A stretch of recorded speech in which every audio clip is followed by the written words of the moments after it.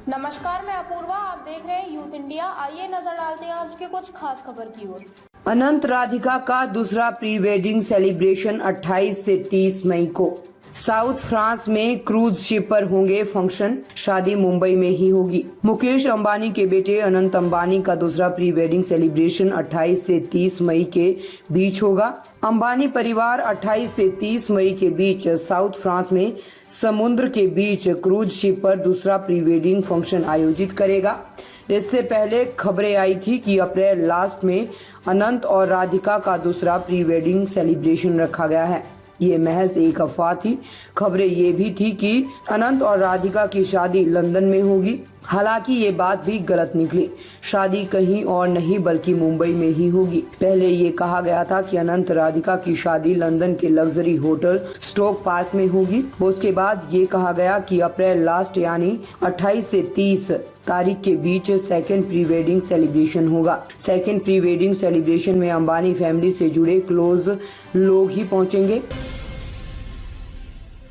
Congress CEC की दिल्ली में आज बैठक। अमेठी और रायबरेली सीट पर प्रत्याशी को लेकर होगी चर्चा। राहुल प्रियंका के नाम का ऐलान संभव। कांग्रेस की केंद्रीय चुनाव समिति यानी सीईसी की शनिवार यानी 27 अप्रैल को दिल्ली में बैठक होगी। इसमें यूपी की अमेठी और रायबरेली के अलावा बची हुई लोकसभा सीटों पर प्रत्याशियों के नाम पर चर्चा होगा। अमेठी से राहुल और रायबरेली से प्रियंका के नाम पर अंतिम मुहर लग सकती है। कांग्रेस अब तक 317 लोकसभा सीटों के लिए उम्मीदवारों की घोषणा कर चुकी है। लोकसभा चुनाव के लिए 2 फेज के लिए वोटिंग भी हो चुकी है। इसके साथ ही 11 राज्य और 3 यूटी की सभी सीटों पर वोटिंग भी पूरी हो गई है। पहले फेज यानी 19 अप्रैल में 21 राज्यों की 102 सीटों पर 63% वोटिंग हुई थी। वहीं दूसरे फेज यानी 26 अप्रैल में 13 राज्यों की 88 सीटों पर वोटिंग का प्रतिशत 67.98% रहा है। 7 मई को तीसरे फेज की वोटिंग होगी। अमेठी से राहुल गांधी और रायबरेली से प्रियंका गांधी का चुनाव लड़ना तय माना जा रहा है।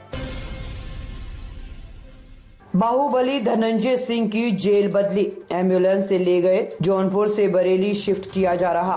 पत्नी बसपा से टिकट पर चुनाव लड़ रही। जौनपुर के पूर्व सांसद धनंजय सिंह की जेल बदली जा रही है। शनिवार सुबह उन्हें जौनपुर जेल से हाई सिक्योरिटी में बरेली जेल ले जाया गया। पुलिस एम्बुलेंस से पूर्व सांसद को लेकर बरेली के लिए रवाना हुई। एम्बुलेंस में बैठते धनंजय सिंह का वीडियो सामने आया है। इसमें कुछ लोग उनसे पूछ रहे हैं कि कुछ कहना है। वह कोई जवाब नहीं देते हैं। धनंजय सिंह को इंजीनियर अभिनव सिंघल के अपहरण और रंगदारी मामले में जौनपुर की एमपी एमएलए कोर्ट ने 6 मार्च को 7 साल की सजा सुनाई थी। तब से यानी 53 दिन से वह जौनपुर जेल में बंद है। धनंजय सिंह की पत्नी श्रीकला को बसपा ने जौनपुर से टिकट दिया है। भाजपा ने यहां से महाराष्ट्र के पूर्व गृह राज्य मंत्री कृपा शंकर सिंह को उतारा है। कृपा शंकर सिंह ने 2021 में कांग्रेस छोड़कर भाजपा ज्वाइन की थी। जौनपुर में 29 अप्रैल से 6 मई तक नामांकन होना है। अयोध्या में 1 मई को आएगी राष्ट्रपति द्रौपदी मुर्मू। रामलला हनुमानगढ़ी में करेगी दर्शन। सरयू आरती में भी होंगी शामिल। राष्ट्रपति द्रौपदी मुर्मू 1 मई को अयोध्या दौरे पर रहेगी। रामलला का दर्शन पूजन करेंगे। इसके बाद हनुमानगढ़ी में माथा टेकेगी। शाम का सरयू आरती में भी शामिल होने की संभावना है। प्राण प्रतिष्ठा के बाद राष्ट्रपति का पहला दौरा है। सूत्रों के अनुसार उपराष्ट्रपति जगदीप धनखड़ भी 30 अप्रैल से 3 मई के मध्य आ सकते हैं। राष्ट्रपति के आगमन को लेकर राष्ट्रपति भवन के अधिकारियों ने उत्तर प्रदेश सरकार व अयोध्या प्रशासन से संपर्क साधा है। राष्ट्रपति द्रौपदी मुर्मू पहली बार 1 मई को अयोध्या आ रही है। राष्ट्रपति का अयोध्या दौरा 1 दिन का रहेगा। सूत्रों के अनुसार राष्ट्रपति करीब 4 घंटे अयोध्या में रहेंगे। सबसे पहले हनुमानगढ़ी में दर्शन करेगी। इसके बाद राम मंदिर में रामलला का दर्शन करेगी। शाम को सरयू आरती में भी शामिल होगी। हालांकि राष्ट्रपति के आगमन को लेकर मिनट टू मिनट कार्यक्रम नहीं है। उपराष्ट्रपति जगदीप धनखड़ के भी रामनगरी में आने की संभावना है। एक अधिकारी के अनुसार उपराष्ट्रपति 30 मई से 3 मई के बीच कभी भी आ सकते हैं। जिला प्रशासन राष्ट्रपति के आगमन को लेकर तैयारियों में जुट गया है। कौशाम्बी में मायावती के भतीजे की सभा में बांटे रुपए।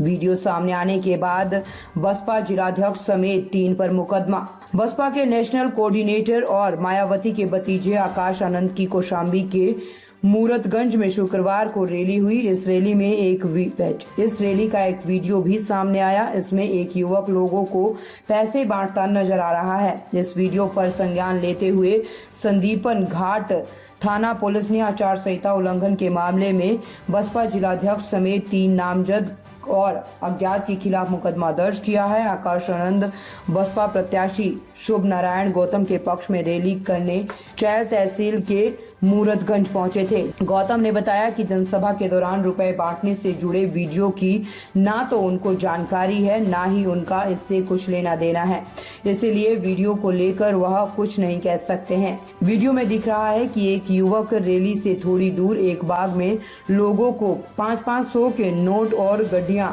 देता दिखाई दे रहा है। जिन लोगों को पैसे दे रहे हैं उनमें कुछ लोग नीली टोपी व गले में नीला पटका पहने हैं। इस दौरान वह आपस में कुछ बातचीत भी कर रहे हैं। नोट बांटने के कई वीडियो सामने आए हैं। इसमें एक 30 सेकंड का, दूसरा 27 सेकंड और तीसरा 10 सेकंड का है। ताज़ा खबरों से जुड़े रहने के लिए हमारे चैनल को सब्सक्राइब करें और बेल आइकन को दबाना ना भूलें ताकि हर खबर की नोटिफिकेशन आपको मिलती रहे।